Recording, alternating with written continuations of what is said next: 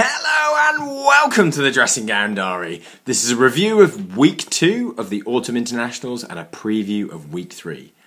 So where do we start with Week 2? Well, I do hope you followed Freddie's flutter for the weekend. I successfully, or should I say Freddie, successfully predicted that South Africa would turn over England. Now, England have got big problems now. They persist with Owen Farrell, and those of you that watch the Dressing Gown Diary regularly know that I have big concerns about him as a player.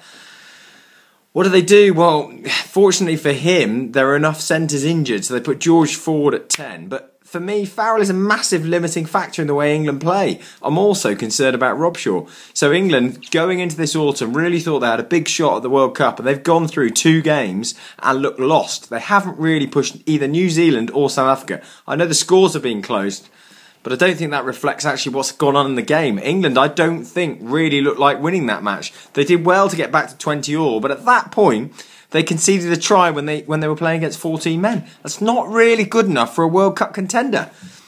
Cardiff, not great either against the Fijian side. I mean, the Pacific Islands aren't the teams that they used to be. They're not, they're not playing in the sand anymore. These guys are playing rugby in the top 14. They're playing in the Premiership. These are quality players these days.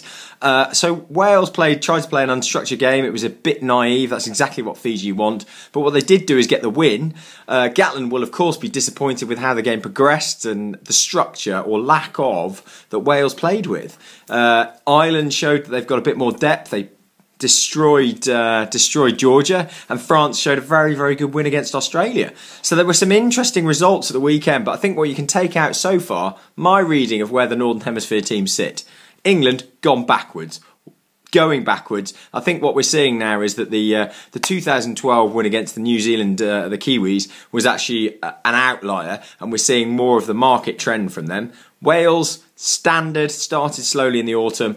Pretty poor against Fiji, got a big opportunity on Saturday. Ireland, market improvers. Scotland, how can we forget Scotland? They showed some endeavour, they showed some aggression, they showed some passion at Murrayfield. It was a great performance. They nearly turned over the Kiwis, and indeed if Greg Laidlaw had kicked that penalty late on, we may be talking about a different result. But what they did do is they're playing aggressive, attacking rugby. And this is something we haven't seen from Scotland for a long time.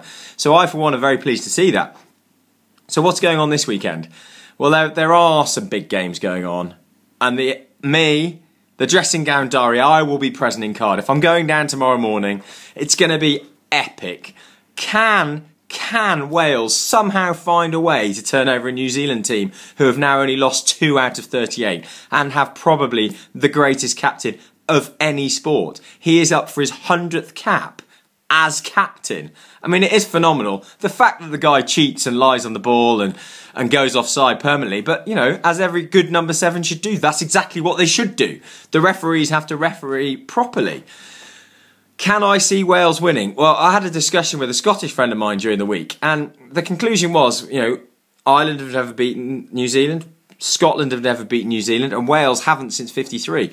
My interpretation of the game now is that the only way that those 3 teams would beat New Zealand, they would have to have a perfect game. Everything would have to go for them. Kicks that, land 3 centimetres inside the line and bounce over, rather than the day where the wind blows and they go over. You also the Stars need to align on your side, but also need to align on New Zealand's side, and the fact that they have a poor day. Can this happen? Well, look, Wales have got the best team out that they can possibly select. They have got bigger back, they've got Rhys Webb back, they're going to play attacking rugby, they've got Jonathan Davies in the centres. I think they're going to throw the ball around. I mean, I would much prefer to see them lose by 55-17, having had a crack and thrown the ball around, than roll over, try and play tight and get nowhere. So I'm really hoping that Cardiff will be an epic day. Twickenham against Samoa. Can England actually rumble a win? They're lacking confidence across the park. They've still got Owen Farrell at 12. It's a shocking decision.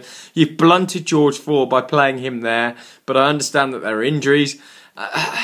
I despair at the way England play. I mean, I think they may even just go down the route of playing 10-man rugby as they used to. Go back to default setting. At the end of the day, it looks like Lancaster's reign. He's now his win percentage is falling below some of the all-time worst, like Andy Robinson. So maybe the mantra is, if you tell yourself you're good enough times, maybe you're just not. Maybe it isn't true. There's another big game going on in Dublin as well. Massive game for both Ireland and Australia. I mean, if Ireland come away with a win here, they will have beaten South Africa and Australia in the autumn series. They are serious World Cup contenders if that happens.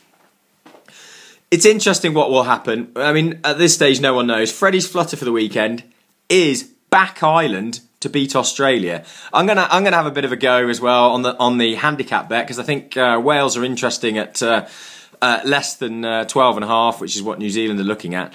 So look, you guys have a great weekend. There's so much rugby going on. Please plan your weekend around the rugby. Have a great time. I'll be reporting live from Cardiff, and I'll have the MD in tow if he can last the pace. For me, it's over and out. Don't forget to follow us at Dressing Gown Diaries on Twitter and on our Facebook page as well, The Dressing Gown Diaries. All the best. Cheers.